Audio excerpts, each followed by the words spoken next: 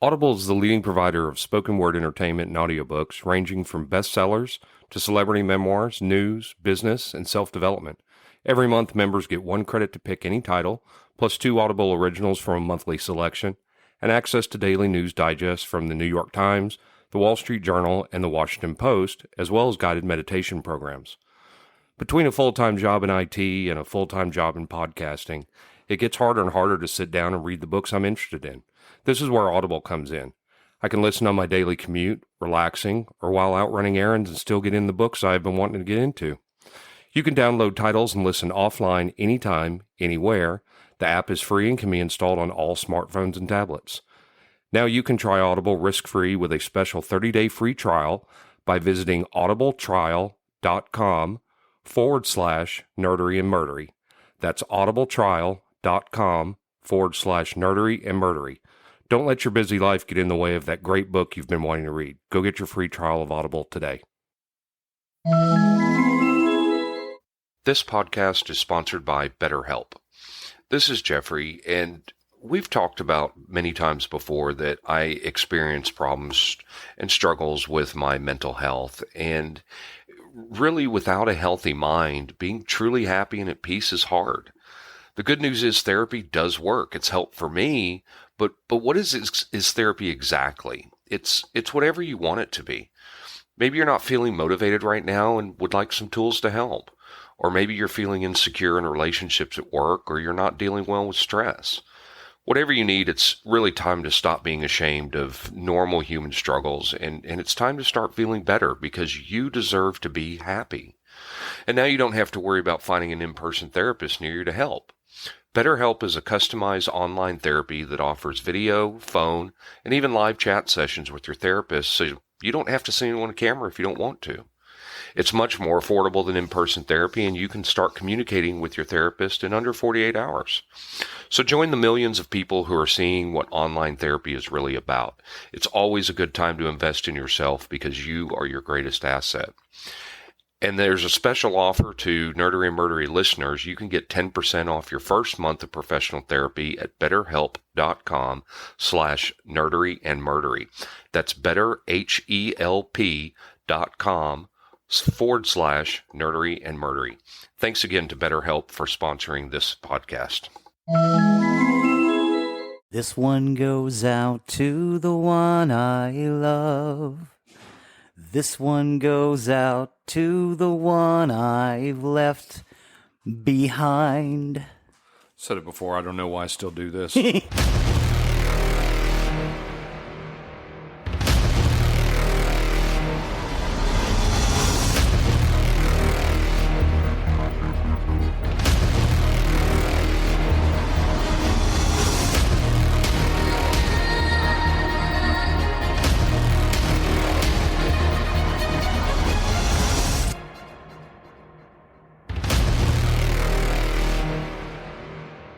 Welcome to episode 59 of Nerdery and Murdery. Ep 59, peoples. I'm Zig with your nerdery. And I'm Geoffrey with your murdery. Again, welcome to another week of hijinks and low jinks and nerdery and murdery as it is. Yes, sir. So, Zig, I will let you take over on the nerdery side of the house. Awesome. Today we're going to talk about IRS Records. Okay.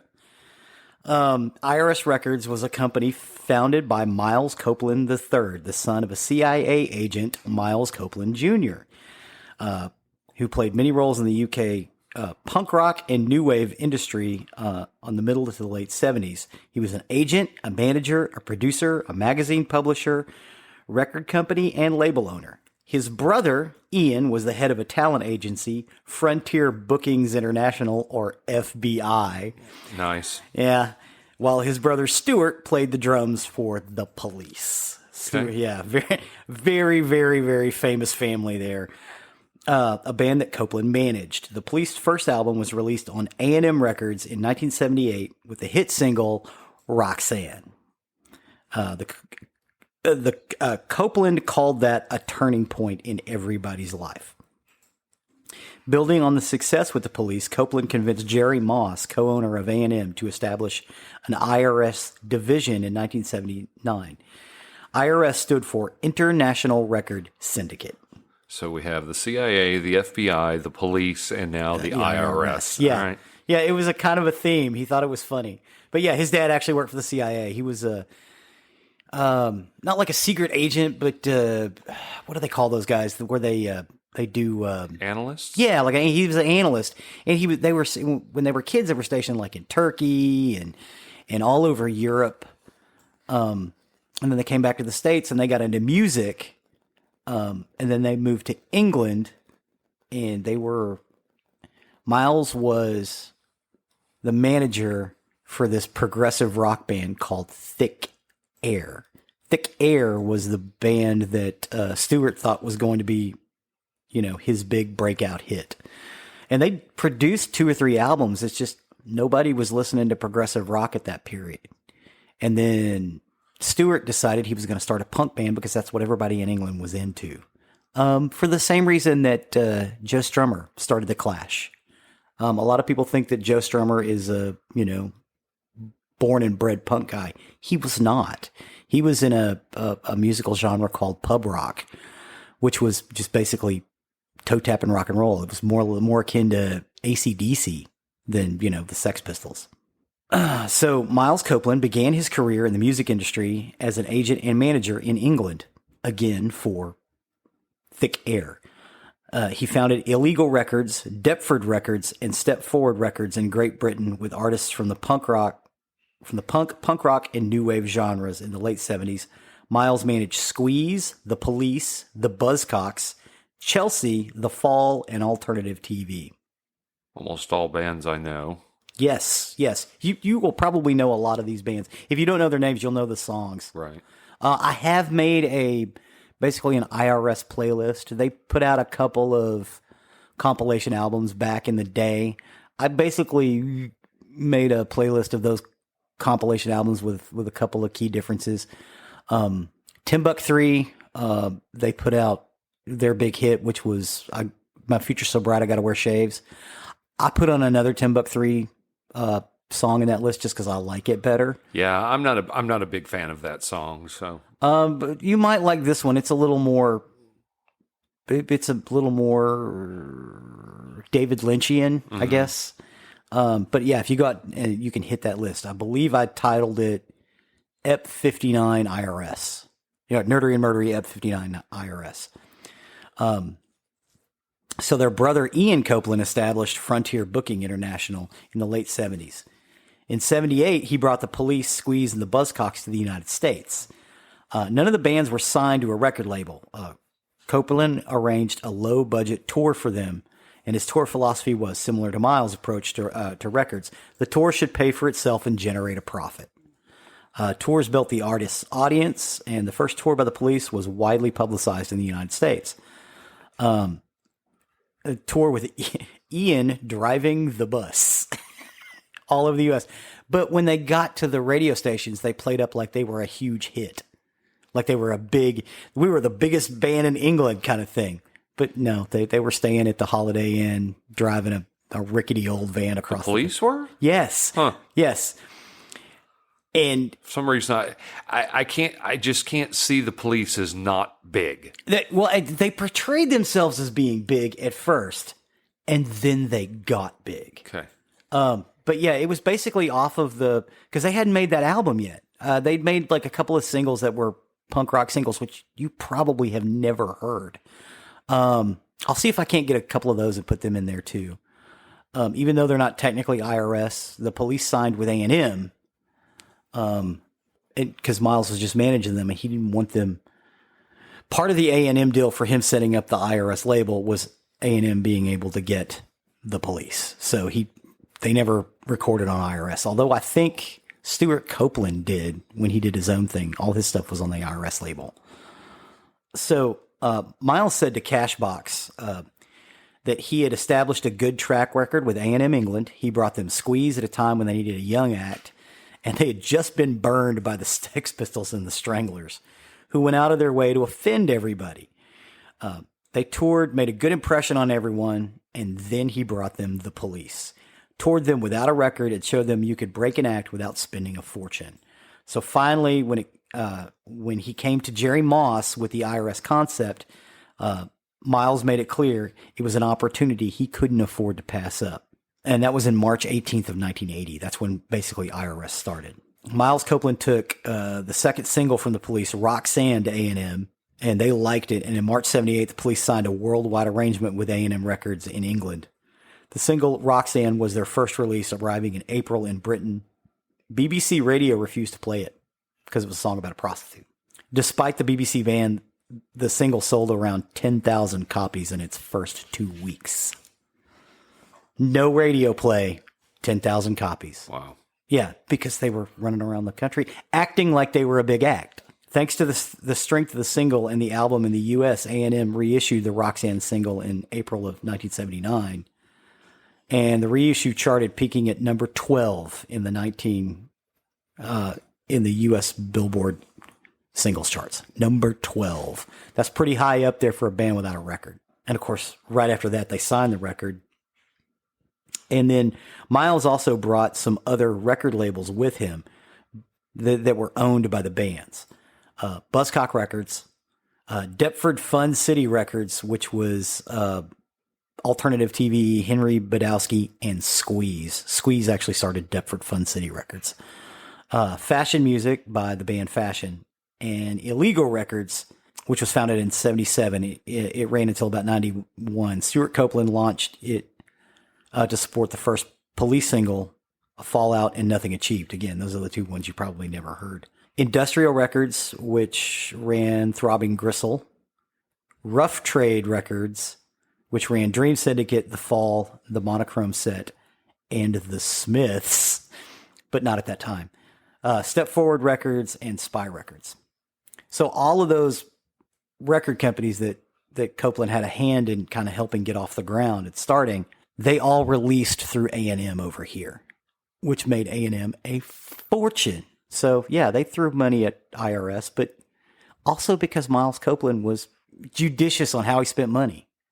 There were some complaints by some of the acts that he could have spent money a little more, but his whole thing was the tour needs to pay for itself and make money, and there's no reason for us to spend extravagant amounts of money renting mansions and things like that when a hotel will work just as good. A lot of the criticism by the bands, in retrospect, they all agree that was a good idea because they got to keep their money. Because what the record companies would do was they would put them in these lavish mansions that the band didn't own, but they were able to live in for a few years until they made a record that didn't sell, and then they were promptly kicked out. Well, Stuart Copeland thought that was Miles Copeland thought that was a bad idea, that it would be better if the band kept some of that money for themselves, because the record companies would charge the bands for living in those places. Not many people know that. But so Concrete Blonde was able to make money. REM was able to make money, when they were still an indie band. Because REM didn't sell really, really well all across the U.S. Yes, they sold well in New York. They sold well in Dallas. They sold well in their home state of Georgia. And they sold well in L.A. You didn't get a lot of REM sales in Nebraska or, That's another one that's upstate Illinois. That's hard to believe because I think of REM as being a big band. Yes. The first 15 years of their existence, that was not the case. They were an independent band. Yeah, they were making money, but they weren't superstars. Now, A&M Records didn't have any ownership in IRS. A&M's role is in the agreement was that A&M would make all IRS records available to radio and retail. And A&M had the option to help promote records by artists who showed signs of breaking in return for royalties in A&M's favor.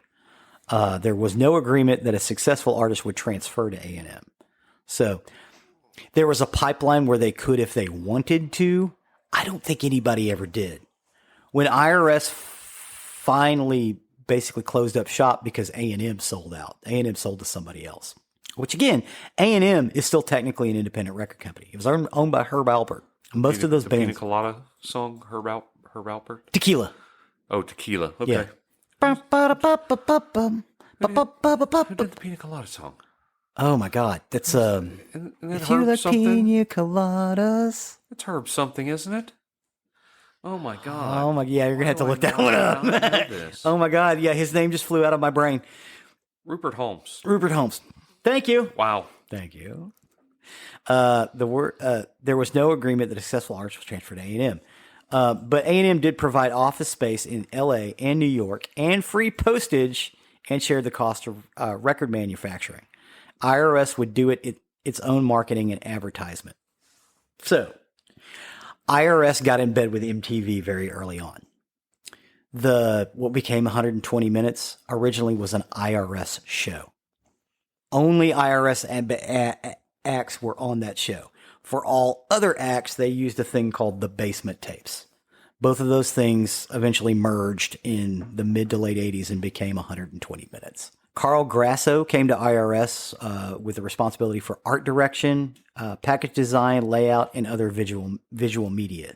A combination of Copeland's idea for a company and his management, coupled with the expertise of Boberg and Grasso developing the label, make it one of the most successful of its genre. Both Boberg and Grasso agreed to stay with IRS for 5 years in return for fulfilling their agreements. They became the principal owners of IRS Records. They made a fortune. Grasso, Bobert, and Miles all made really good money on IRS, and most of their acts were fairly happy. Again, until they went away. Now, under Miles' leadership, the IRS philosophy on signing artists and financing recordings was to treat each artist and recording project as an individual. So, yes, we're spending a lot of money with this band because that's what this band needs. The Police needed to be seen as a big act because that's what they were doing. They were doing stadium music. They need to be seen as a band that does stadium music. Concrete Blonde and REM really didn't need that. That wasn't what their thing was. They were small bands that played to maybe not small rooms, but like a theater. Amphitheaters. And Yes, things like that. yes, exactly. Music halls. Right. And that's the way they played it. And they played it that way for years. And again, there was some artists who had some complaints early on, but in hindsight are very happy with the way things worked out. Copeland also established a number of music publishing divisions, including Bugle Music, Illegal Songs, IRS Music, IRS Songs, and First Stars Music. The IRS Man logo, which I put in our links, was first used commercially in September of '79. And it basically looks like a G-man in a pair of dark sunglasses. They put it on everything. I think there were even posters of the IRS Man logo with just IRS Records. It attained its trademark registration June 28th of 1983. But I mean, I don't think anybody copied it. It was an odd little thing. And when you were shopping for music in the 80s, you looked for that logo because you knew that whatever that logo was on was probably going to be pretty good. Even if you didn't necessarily like it, it was fairly well made. And they were about that. It was about musical integrity because one of the people who helped get it started was a musician, a very accomplished musician at that. Stuart Copeland is an incredible musician, and it's an attestament to the fact that the idea was music first and money second. They did hire some people away from A&M, like Carl Grasso and Andrea Accardo. Now, they released in 1979 the Buzzcocks single "Going Steady" sold 35,000 units, which was more than the Buzzcocks had sold for everything they'd done before that. The Buzzcocks produced their own first, I don't want to say record, it was more like an EP because I think it only had 5 songs on it. It was called Spiral Scratch. The Buzzcocks made their first record themselves. They kind of spawned that DIY movement in England. But honestly, Howard Devoto left shortly after that, so it was left to Pete Shelley to basically fold record labels and get the stuff out and sell them up. And he was working a lot, so that's why they kind of signed with IRS because it took some of that off of Pete Shelley so he could worry about, writing songs and getting albums out. IRS Records also offered college radio a $25 annual subscription service for singles, posters, tickets, whatever they wanted. The colleges just had to pay $25 a year, and they would get just promotional material. And again, if they wanted concert tickets for some of their shows, they got sent those as well for giveaways, which is why IRS became almost entwined with college radio here in the States, because IRS Records felt like that was their niche. They had in-store promotions, which included the free money campaign. They offered $1 off of each one of their albums. And the little coupon they had looked like a dollar bill, but with the IRS guy's logo in the middle of it. But they also put out posters and T-shirts that said, IRS says free money, because they're called IRS, right? Yeah, that's kind of funny. Another promotion was the tax relief fund, where the contestants winning would have their taxes for that year paid by IRS Records. They then signed in 1980 Berlin, the Dead Kennedys, the Go-Go's, and Oingo Boingo. Wow. Yeah. So the Dead Kennedys were doing their own thing, and there was a lot of controversy over them. The PMRC went after the Parents Music Regulatory Commission went after the Dead Kennedys because the Dead Kennedys wrote a song about Jerry Brown. And they figured they could go after smaller acts before they went after bigger acts. And what the PMRC did to the Dead Kennedys was criminal. And I understand. They wanted to get questionable lyrics away from children. So they designed the little logo, which ended up selling more records than anything else. The explicit lyrics logo, which we have on everything now. Right. That was fine. I don't have any problem with that. My problem is they went after these people like the Dead Kennedys because they were easier to go after. So they went after these people, which I say is criminal, because they effectively made the Dead Kennedys where they couldn't make any money for a year or two. So yeah, that was a real big point of contention in the indie music scene for a long time. It is probably why a lot of the punk rock kids didn't support Al Gore in the 2000 presidential campaign, because his wife ran the PMRC. Not to talk politics, but it was a pretty big point of contention. Mm-hmm. Now, IRS Records did stand behind the Dead Kennedys as much as they could, but they also had a separate office kind of away from everybody else. And they still were able to, after the injunctions, were able to get their albums out. They did put a little more money towards Berlin, the Go-Go's, and Oingo Boingo. Sure, pop bands. Yes. So Jay Boberg was made the vice president for North American operations. Barbara Boland was the West Coast sales manager, and John Guarnieri was production coordinator. David Zislis became director of business affairs, and Lauren Mandrake was the national director of college promotion. Ron Felmus was the club promoter coordinator. The label now had a staff of 12 and a third office in Dallas, Texas. This is where George Gomorrah was able to get a lot of the records for originally the KZEW Underground Record Show, and eventually KDGE The Edge, which he started because he basically was in that office quite a bit. Now, Faulty Products began to distribute and import records directly to American retail, and it served as a testing ground to see if products were viable for A&M to distribute. IRS then entered in a distribution agreement with CBS Australia and CBS New Zealand. The first record of that deal was The Cramps, Songs the Lord Taught Us, and Things That Are Right by Wasmo Nariz, and the self-titled Scotfish album. In mid-March, the Go-Go's debut album was released. It promoted with album flats poster. The original album, where they're all in towels and face masks, they didn't know what they wanted to do for the album cover. So they had this director of marketing was like, let's put you guys all in towels and mud masks. Yeah, mud masks. And they were like, that's kind of dumb. She goes, no. What we're going to do is we're going to shoot the picture and then we're going to animate it like Andy Warhol would.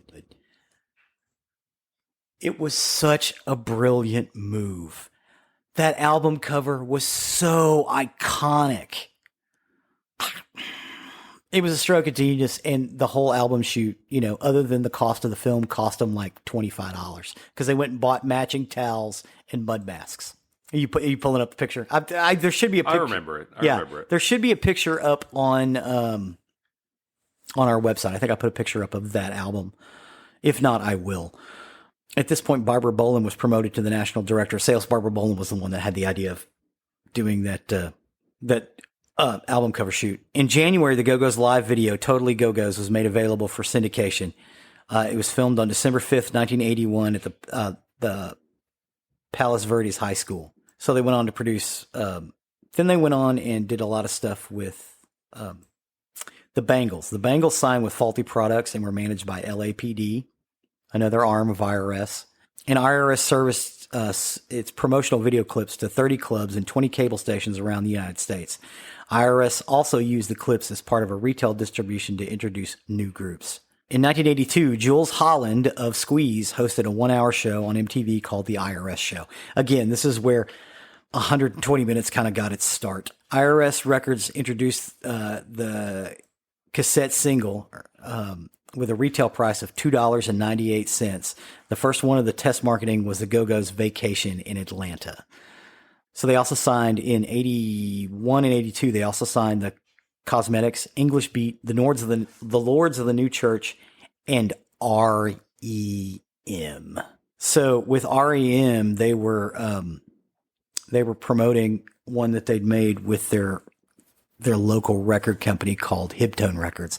It was called Chronic Town. Their local record company called Hibtone Records. It was called Chronic Town. So they kind of helped release that. There was a single off that called Radio Free Europe, which ended up going on to REM's first album, Murmur, which one of my favorite songs of theirs. Yeah, in 1981. If you've never heard Chronic Town, it's some cool stuff, but it doesn't sound like REM. They kind of developed their sound when they were re-recording some of that stuff with IRS. Because Radio Free Europe is definitely their sound. Oh, yeah. Radio Free Europe is, but everything else on that album is not so much.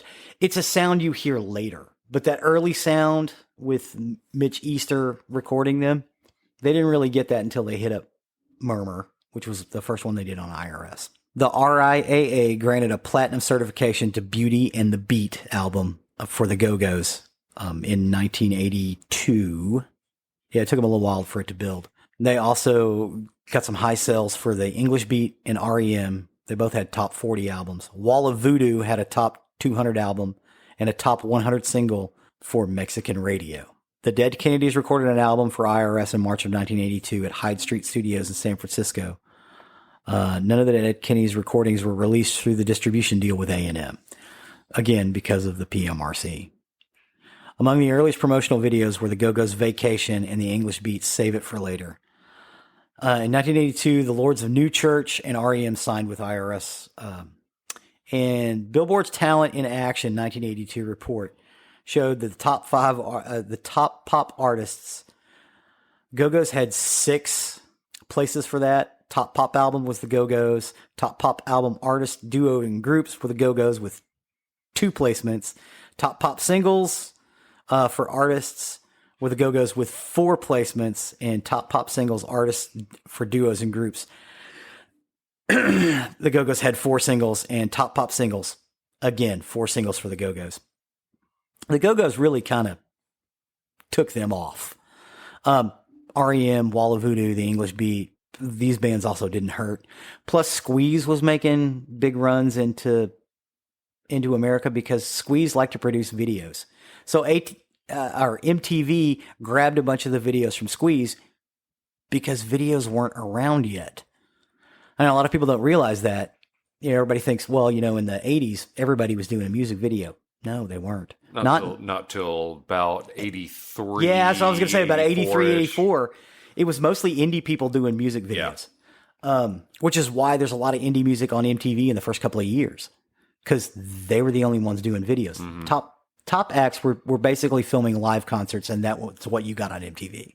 It would be, oh, this is a shot from our concert movie that we made, and here's the song that everybody wants to hear. But no, the indie bands were making videos. Yeah, by about 83, music videos were huge. Yeah, everybody was doing them. Yes. But in 80, 81, and 82, it was like Squeeze. Yeah, because I remember, because you had prog rock groups like Alan Parsons Project. Emerson, Lake and Palmer. Yes, that were doing music videos. Yeah, and again, the indie bands and some other, like some of the weird European bands, the electronic guys, like, you get some stuff from Kraftwerk and Tube Station Army, Gary Newman, that sort of thing. But it was all the weirdos that wanted to do basically video art. But the music industry was undergoing a change at that time, particularly in record distribution. The independents were struggling to stay in business, and a large record label had brought distribution in-house. IRS had some distributions that went out of business, and others that had fallen behind in paying IRS for its products. So as a result, IRS closed Faulty Products and relied upon its distribution deal via A&M.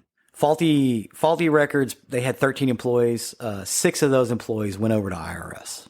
They just like, hey, why don't you come to work for us? And 6 of them were like, sure. And the rest of them were like, man, we'll go do something else. So Miles, Ian, and Stuart Copeland formed a film and television production company, Copeland and Power, with Derek Powers. Copeland and Power. Very nice. IRS Video Corp was formed during the summer of 1983. The first release were The Police Around the World, an REM concert, and a best of compilation from Cutting Edge television series, which was that IRS show. The Alarm had a top 200 Billboard pop album, while the Animals charted with 2 top 100 albums and 1 top 100 single. IRS artists back on the Billboard pop charts were the English Beat and REM. Because you remember, the second album by REM was in number 20 on the U.S. album charts, which, again, that floors me. I did not know that. I thought they were smaller than that. Now, in 1984, they started going to some serious video production. They were really ramping it up. Again, like you said, because that's what everybody was doing. That's when we finally got, I think, Music Video Awards by that point.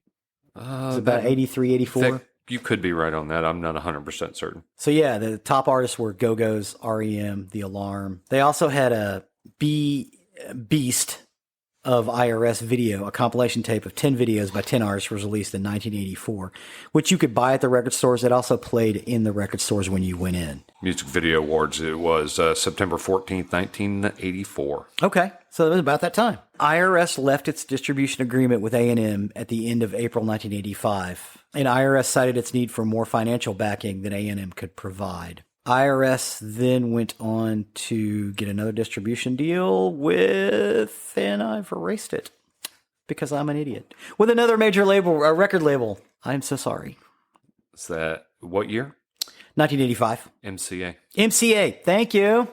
Yeah, they left A&M and went with MCA. And I think A&M got bought out 3 or 4 years after this. Now, IRS Records and A&M Records ran a full-page ad in December 1989 Discovery Magazine, responsible major label reissue program, including Whatever Possible. So basically, they released a bunch of their stuff that they had, because they still had rights to release it. They re-released a bunch of the stuff that they released a few years earlier, and it all sold.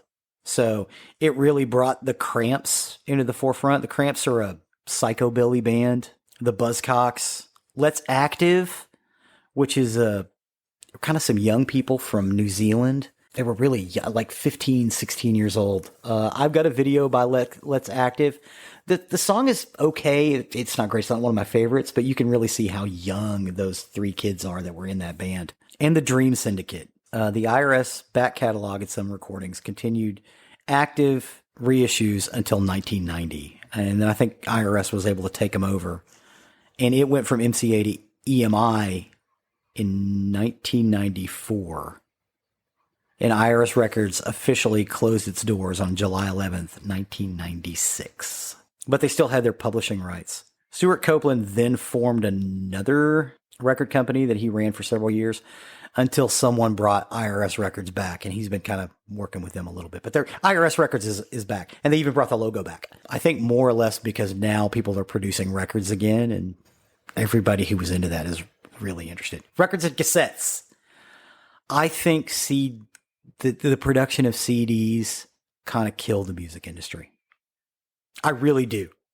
I think because people bought records and cassettes for years and years and years, and then they converted all of their stuff over to CDs, which were more expensive, not because of manufacturing costs. CDs are actually cheaper to manufacture than a record is. It was because they could. And what they didn't realize is CDs don't last as long as cassettes and records. Really? There's a thing called CD rot. It occurs on a lot of your CDs and DVDs and Blu-rays. Blu-rays less so because they improved the coating, but basically the coating isn't completely non-porous. So what happens is you get moisture in underneath that plastic coating, and it messes up the CDs. It's called CD rot. Never heard of it. It's a thing. It's like you look at your CD. It's like it doesn't look scratched, but yet it's skippy. There must be a track I can't see or a scratch I can't see. It's CD rot. Huh.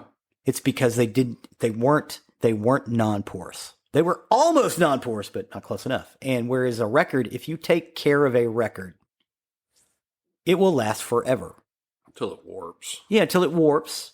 But if you store it right and you clean it and you clean your record needle, record will keep working forever. Same with a cassette. If you keep the cassettes up, you keep your heads clean and everything else, that cassette will last forever. I never had that luck with cassettes. Tapes. Most people didn't. You had to run the cleaner in the mechanism a lot. And what it was is if you didn't run that cleaner, there was a static charge buildup that tore the sound off the cassette.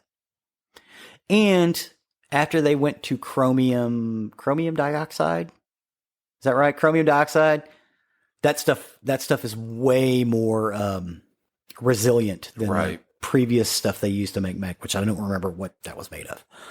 But chromium dioxide really upped the game. It didn't help the sound at all, but it made them more durable and less likely to have static electricity. So IRS Records released 2 compilation albums in 2015. I have listed a YouTube playlist. I disagreed with some of these, so I changed some of the songs on there. But it's basically the same. There was a different list for the US and UK release groups. So I basically made a playlist of 15 songs, just various IRS stuff. I put my favorite Go-Go song on there, which is Head Over Heels, because I like it. No other reason. Yes, I like We Got the Beat and Our Lips Are Sealed, but I like Head Over Heels better because I like the Kathy Valentine's bass playing on it. But that is basically it for IRS Records, other than get out there and listen to it. Belinda Carlisle, The Damned, The Dead Kennedys, Fine Young Cannibals, The Fall, General Public, The Fleshtones, Jules Holland, Gary Newman, The Stranglers, Torch Song, Skafish. All of these bands were great bands of the 80s that were kind of considered indie, but not, including the Bangles.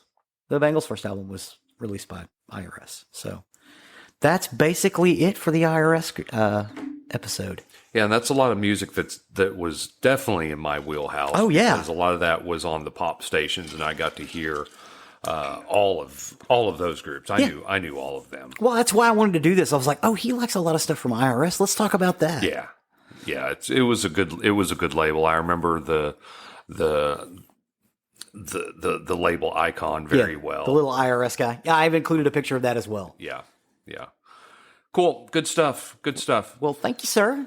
Well, with that, then we'll turn over to the murdery side of the house. Murder. Today, I got my information off Cold Case Writer, ABC 7 Denver, NBC 9 Denver, and this is the story of the Colorado Hammer Crimes. Colorado Hammer Crimes. So for a 12-day period in January 1984, the cities of Aurora and Lakewood, Colorado were preyed upon by one of the most terrifying breeds of killers. A man who would attack strangers, rape women and children, and bludgeon some of them to death. Presumably with a hammer. Mm-hmm. For over 30 years, this killer had remained unidentified, but thanks to modern technology and the incredible talent and dedication of several individuals, it seems this case has finally been solved. The crime spree known as the Colorado Hammer Murders, and it was known as the Colorado Hammer Murders, but not all of them were murders, so it really should have been the Colorado Hammer Crimes. But it seemed to begin in Aurora in the early morning hours of January 4th, 1984. James, who was a young man who wasn't quite 25 years old, had married his wife Kim in 1982. They were living in Aurora and planned to make a life together there. At approximately 2 a.m. on January 4th, an intruder came through an unlocked garage door. He attacked the couple with a hammer, bludgeoning them with it and leaving them for dead. Miraculously, both survived. But James, though, would suffer from a fractured skull and his wife suffered a concussion. There were very few leads to go on. There was only a hazy physical description from Kim, and the case lacked any apparent motive. The police did find footprints in the snow that led up to and away from other homes in the same area and on the same street, leading them to believe the offender was looking for an easy opportunity to lash out. And this was January in Colorado. Mm-hmm. Wow. Yeah, I bet there was snow. I'm sorry. No worries. According to property records, the couple did stay in the same house after the attack, but they did divorce in fall of '87. James still posts online from time to time and discusses how vividly the case still haunts him even to this day. Almost 6 days later, tragedy struck Aurora again. It was Monday evening on January 9th, 1984, and darkness had just fallen. 28-year-old Donna Dixon was fresh off a shift working as a flight attendant, and she had been out running some errands. She was happy to be home for a while and eagerly awaited the next day when her boyfriend, Ronald Holm, would be home. He worked as a pilot. Donna pulled into the driveway, hit the remote to open the garage, and pulled her car in. Before exiting the vehicle, she turned to grab her flight attendant uniform, which was hanging in the back, and as she turned to leave the car, she felt a tremendous blow on the left side of her head. The force of the impact threw her head into the steering wheel. The world turned a painful red and Donna began to lose consciousness. She slumped over onto the passenger seat. Even to this day, she has absolutely no recollection of the next several hours. It's quite possible she wasn't even conscious for any of it. Investigators were able to piece together the details of the horrendous ordeal through the study of the evidence of the crime scene. The blow she felt was the attacker striking her head with a hammer. He actually tossed it onto the seat of the car and began pulling her from the vehicle. He tore her clothes off, tossed them about the garage, and he raped her on the concrete floor. The next thing Donna remembered was waking up naked in the garage. She had no idea how she got there, and she didn't feel any pain, but she was numb and cold, and she was able to get into her feet and inside of her house. She made her way to the bedroom and went to bed, and it would be nearly 24 hours total before she was found. So she was disoriented. She'd been hit with a hammer, and she just went to bed. Yeah, because she was tired. It was around 8 o'clock p.m. on January 10th that her boyfriend, Ron Holm, arrived home, and he was immediately alarmed at the scene in the garage. Her clothes, purse, and even some of the mail was by her car, and he saw blood near the front door that sent him into panic. He raced inside and found Donna in the middle of a blood-soaked bed, and she was naked, curled in a fetal position and groaning. He shouted her name, but she could only groan in response, and that's when he noticed the gaping wound on the left side of her skull, so at that point he called 911. Donna was rushed to the hospital while police worked the scene, and the large hammer was recovered, still on the seat of the car where the attacker had left it. It was dusted for prints, but none were found. There was blood all over the garage floor and blood all over the car, and her clothes were tossed everywhere. Her purse was found nearby, and some money had been stolen from it, but nothing else appeared to be missing. Donna would undergo several operations, but despite the trauma of the attack and losing an incredible amount of blood, the doctors were able to save her life. And amazingly, it was thought that spending so many hours naked on the garage floor in the freezing temperatures might have been what kept her from freezing to death. Oh, yeah. That she was. Yeah, I've heard that in certain cases, if you can lower your body temperature enough, it can save Help you. Coagulate the blood, I guess, and keep it from all coming out. Mm-hmm. Ron did keep vigil and kept guard in her hospital room day and night. Not only was he hanging on the situation for any sign of improvement, but he was afraid that the killer would find out that she survived, might be able to identify him, and might come back and attack her again. In the very early days after the attack, he would sleep on the floor next to her with a gun, and eventually they brought a police officer to be stationed outside of her door. When she first woke up, she had the mentality of a 2-year-old, and she had to relearn how to talk and couldn't speak a full sentence for almost 6 months. Ron did show his commitment to Donna. He married her in 1984, just a few months after the attack, and before she was even fully recovered. The couple, especially Ron, wanted to show that their love was truly for better or for worse and that would survive any challenge, and they remain married to this day. Aw. Good for them. But before Donna Dixon was even found, another crime had taken place 26 miles to the west in the city of Lakewood, and this was 50-year-old Patricia Louise Smith. Patricia had been living in Lakewood for about 3.5 months, having moved there from Nebraska with her daughter, who was recently divorced.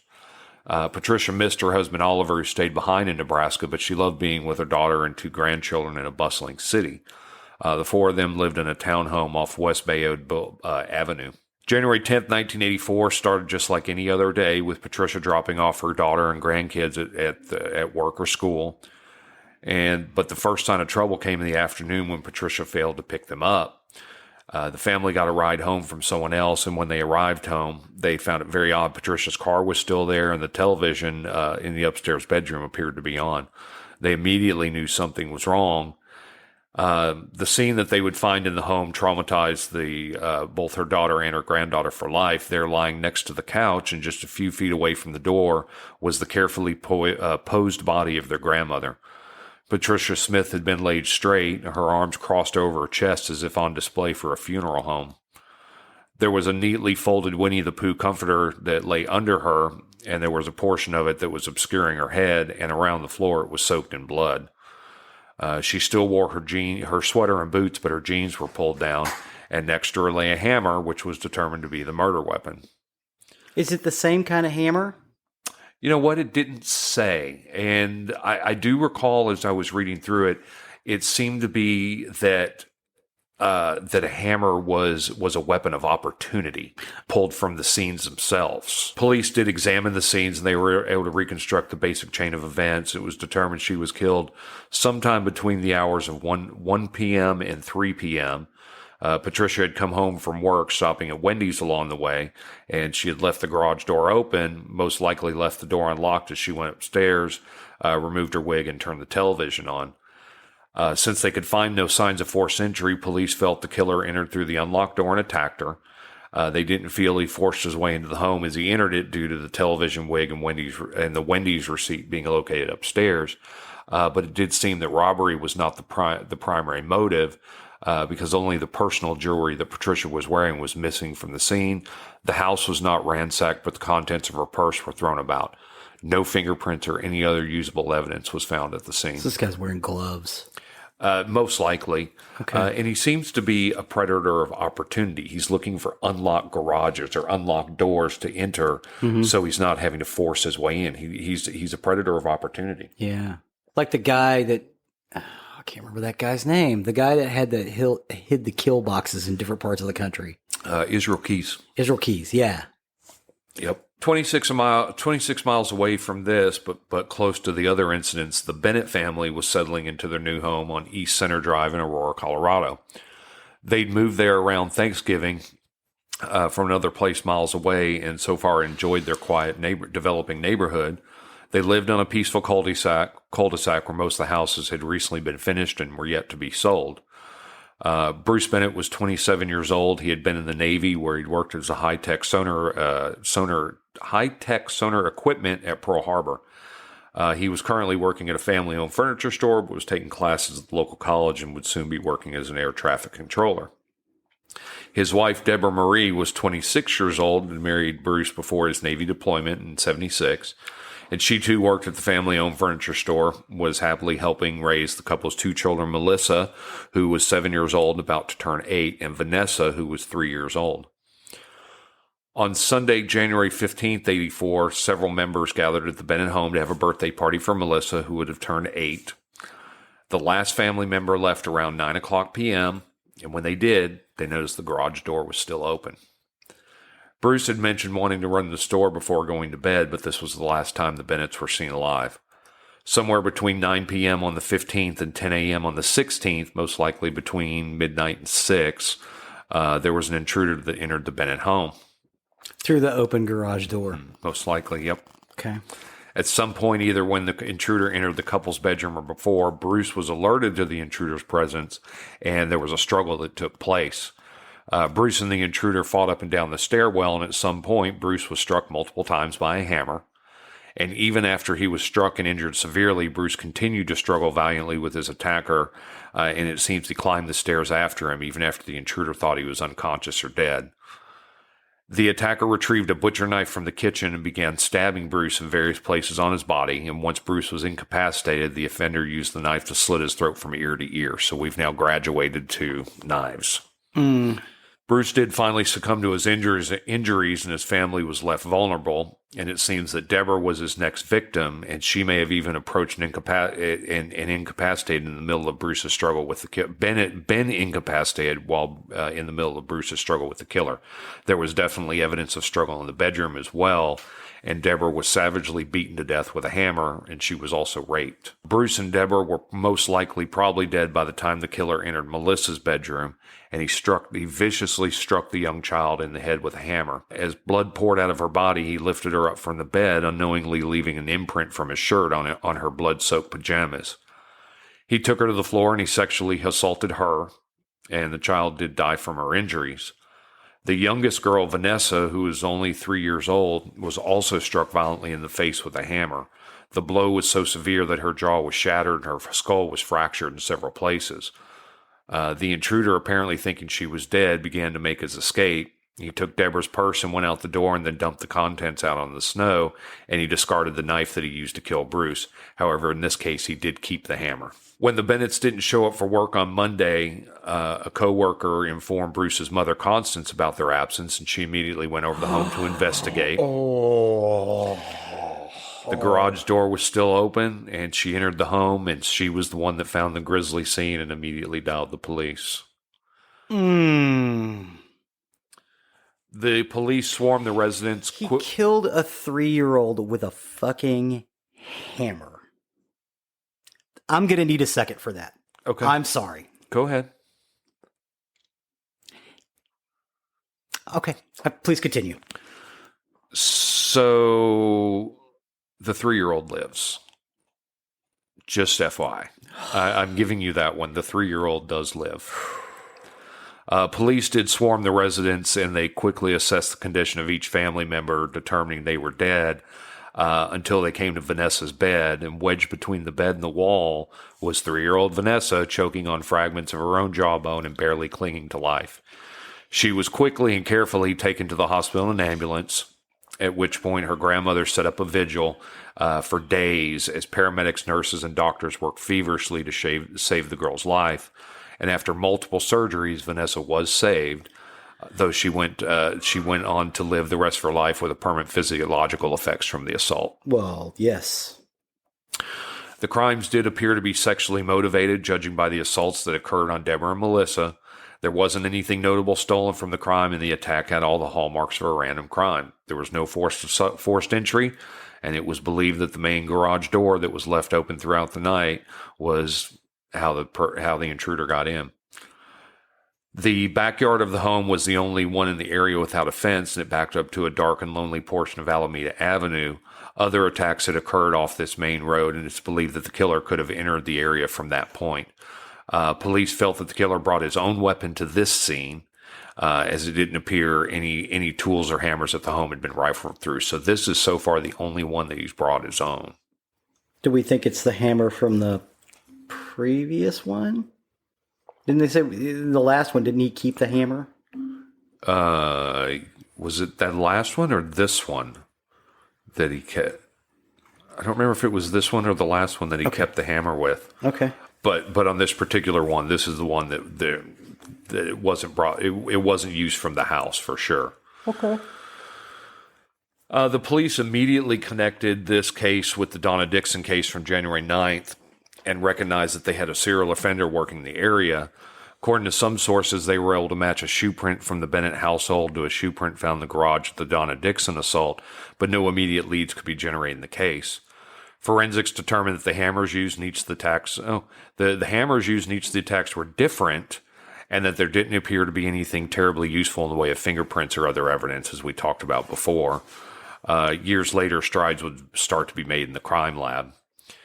In 2002, Arapahoe County filed a John Doe arrest warrant for the perpetrator of the Bennett murders based on the DNA profile, and this was to prevent any statute of limitations to run out. Okay. To file charges. So they did a John Doe arrest warrant. I'd never heard of this before. No, but smart. Yes. In 2010, cold case investigators who long theorized that the person who killed Patricia Smith in Lakewood was the same who committed the crimes in Aurora compared the DNA from Patricia Smith's murder to the DNA found at the Bennett household, and it was a match that proved the same unknown offender had killed all 4 victims, but they still had no suspect. In 2015, information leaked that there was an important clue found at the Bennett scene. We talked about, remember, he lifted Melissa Bennett and he left an imprint of the shirt on her PJs from the blood. And 2 different crime labs analyzed the fuzzy imprint. They came up with different results. One lab felt that they had the letters that were R-I-C-H-A-R, so maybe Richard. Another lab felt that it said P-E-T-A-W space C with a space or a fold between the W and the C, and perhaps there was another fold as well. So 2 different labs that were differing on what they were seeing. So, but it was a printed shirt. They could tell that. Yes. Okay. This did generate a buzz of discussion with victims and family wondering why this information wasn't released sooner, and online sleuths poring over leads such as previous offenders named Richard, and different water companies were looked at, and even eyes were turned towards folks who were associated with a Canadian town / military base called Petawawa in Ontario, so the Petaw Sea. Yeah. But nothing concrete was ever developed. Detective Steve Connor had investigated this case for many years, taking over from an investigator named Marv Brandt. Both men were fiercely dedicated to seeing this case solved, and Connor started an effort to use every technology available to him to identify the offender. One of those techniques was an innovative imaging tool by Parabon Nanolabs, which provides an approximation of what the offender might have looked like at the time of the crime and in the current day. Since Parabon has been doing this, FY, they have helped identify more than 205 persons of interest since 2018. Nice. I wonder if that could be used for Setagaya. That's an interesting point. Yeah. Yeah. He did also inquire about searching various genealogical databases for a hit, but was advised at the time not to pursue that angle due to privacy issues. Mm-hmm. I think we're going to start seeing a stop put to these genealogical searches. And I think that this is the time right now that police need to be focusing on this before this gets to the legal system and they start saying, nope, this is a privacy issue. Yeah. And I understand, maybe I'm advocating a little bit of that, but I really think at some point you're going to start seeing courts shut this down. Yeah. So they've got to. It's the rule of law, not the rule of man. I understand. And that those laws are there to protect us. Yes. I get it. So since he was advised against using that as a workaround, there was a well-known forensic genealogist named Colleen Fitzpatrick who analyzed the case, and her research came up with the possible surname of Ewing. I did not get that, how she came up with that. But through genealogy, she did. My God, that's either a loon or someone who is so smart. Right. You know? Right. And if it worked, it's probably the latter. Once the Golden State Killer was captured, Connor once again turned to the genealogical databases, and he used 2 methods and announced he'd struck out with his first attempt. On June 7, 2008, it was announced there were significant new developments in the Smith-Bennett case and that a news conference would be held at 10 a.m. on Friday, August 10th with more information. At the press conference, they informed the public that when authorities in Nevada went back and retroactively began swabbing and entering their inmates' DNA into CODIS, the Colorado Bureau of Investigation got a hit, and that's what led to the development in the case.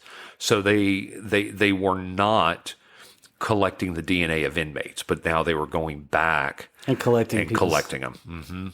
On Friday, August 10th, 2018, at 10 a.m. Mountain Time, a press conference was held to announce that 2 different jurisdictions in Colorado were filing charges against a man named Alex Christopher Ewing for the Patricia Smith and Bennett family homicide. She got it right? She got it right. Wow.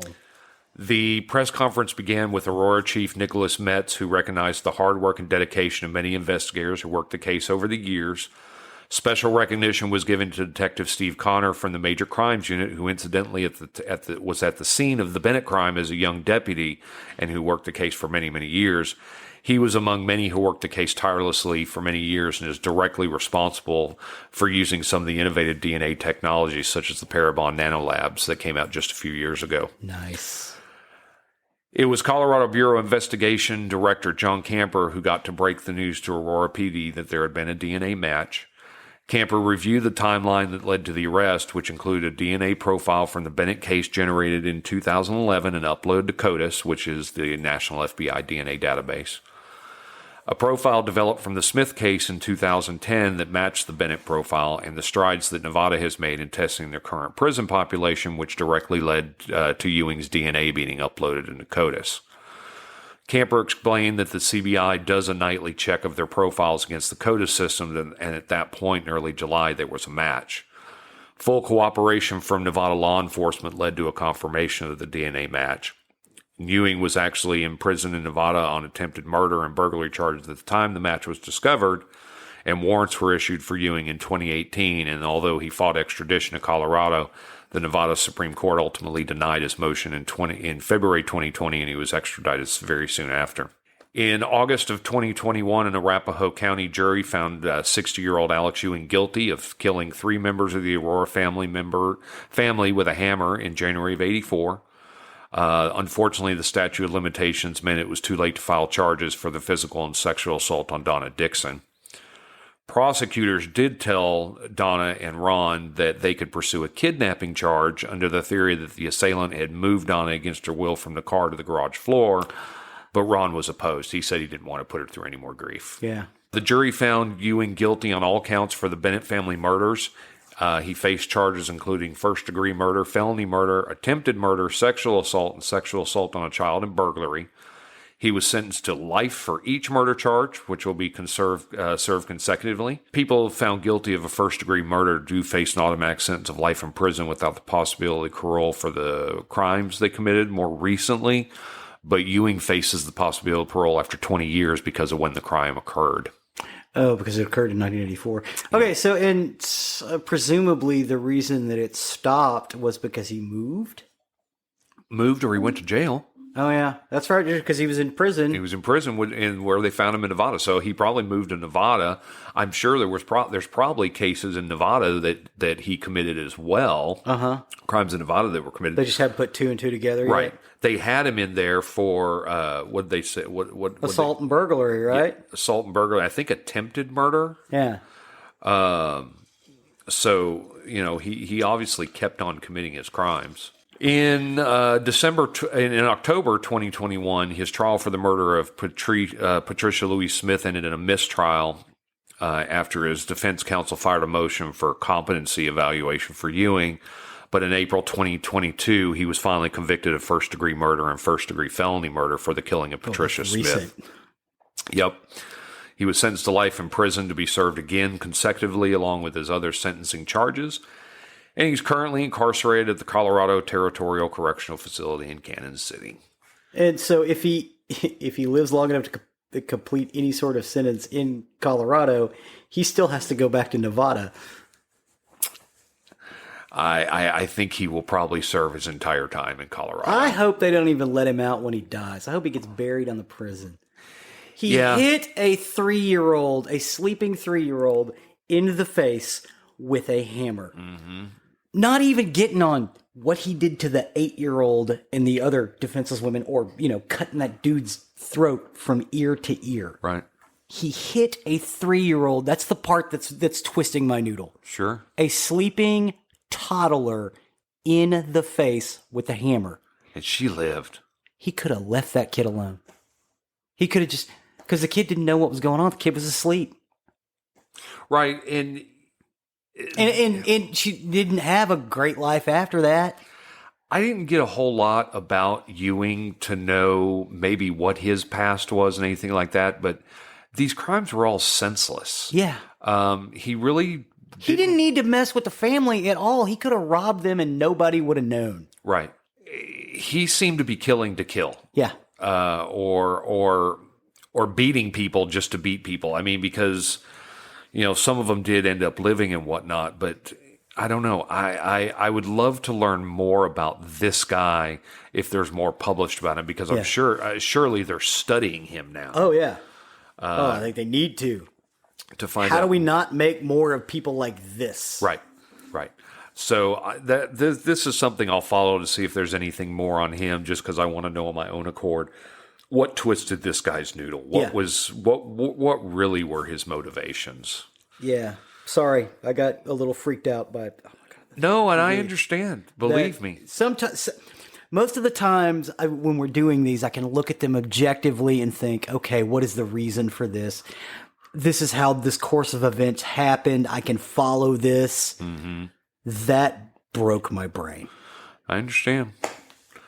Well. So, do you want some fun facts about Colorado? Because I do have some. Absolutely. Maybe that'll help a little bit. And I really wanted some on this particular case coverage that I did, because this was a particularly hard one. Grisly. Very, very much so. And so these were provided by one of our patrons, Nalani. Hey, Nalani.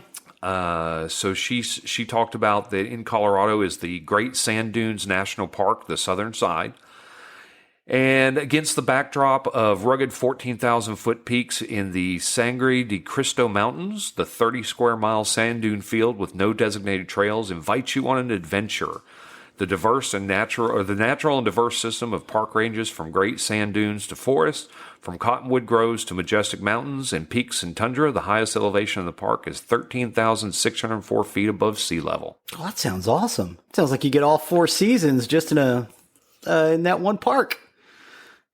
Next is the Royal Gorge Bridge in Canyon City. About 80 hardy men completed the world's highest suspension bridge, dedicated December 8, 1929. Their story is one of American ingenuity, hard work, and solid engineering.